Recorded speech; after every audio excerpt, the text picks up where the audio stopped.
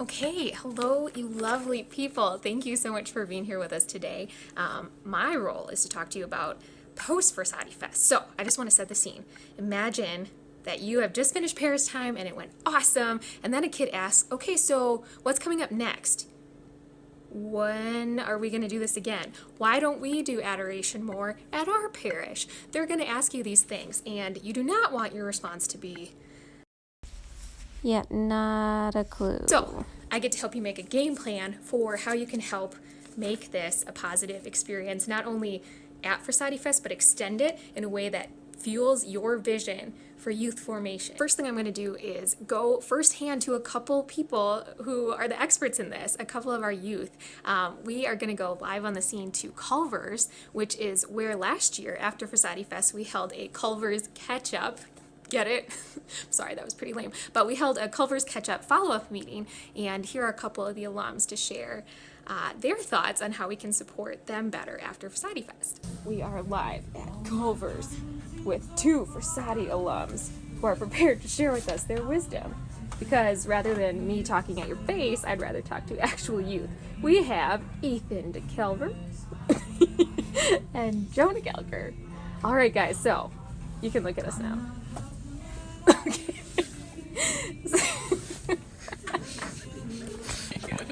So what are the biggest challenges that you found in keeping the spark from Frassati Fest alive after the fact? I would just say it was kind of hard to keep up the accountability, to keep a consistent daily prayer life. It was definitely hard to do that, because you'd be really good for a week, then you'd forget one day and you'd be like, oh, screwed this up, and then you just kind of kaput and you wouldn't start again for a couple weeks. That was a hard thing. Just keep accountability with yourself.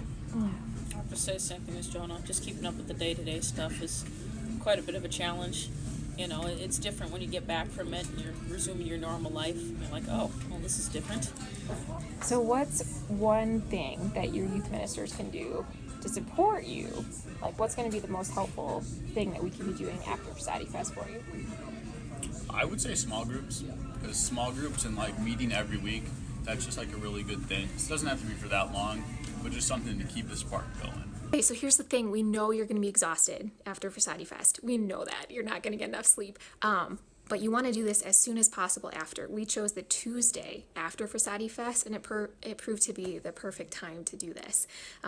In that meeting, it's a great time to share pictures, to talk about the experience, have them share their feedback, maybe even invite the parents to join. But for sure, get that group together again as soon as you can after. If you don't already have a time set up for youth group or a prayer time, you can set a specific time for your group to get together in the weeks after Frassati Fest and say, at this day and time, so maybe after Mass or before Mass, a Sunday evening, at this exact time for the next 4 weeks, I'm going to be praying and you're welcome to join me. Just that simple invitation can be the inroad for them to keep accountable, stay accountable, like Jonah had said, to the goals that they set for their prayer life.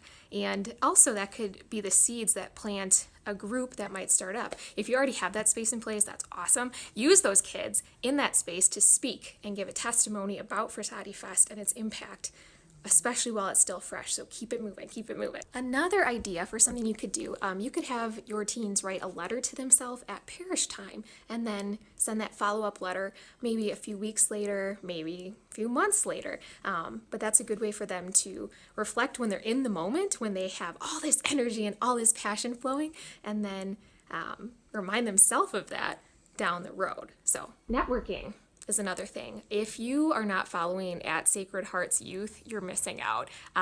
Brad Grobel, shout out to you, is one of the best promoters of evangelization through social media that I've ever seen. So you definitely want to check that out. And if you don't have an Instagram, Insta I think is the best place that you can be continuing to network with teens. It's where I've found the most success in my ministry. But there's other platforms too, but just be sure that you're finding other ways to meet them and engage with them so that you can stay connected to them, especially if they hit a down point. Like Jonah had said, you hit this bump in the road. If they know they can reach out to you to walk with them through that and encourage them, that's awesome. So the more venues we have to reach them, the better off those teams will be. Okay, and last, one idea is that every church has different committees and different groups of adults who are invested and interested in the life of the parish. So a lot of people hear about Frassati Fest, but they don't actually know what happens or what goes on. So find a time that you can present to a parish council, a finance council, bring in a couple of those teens, and those adults will be blown away by the power of their words. Definitely take advantage of that, because that's a way that you can build support and get the word out to different venues that you might not normally be able to, that will fuel this culture of youth support within the parish.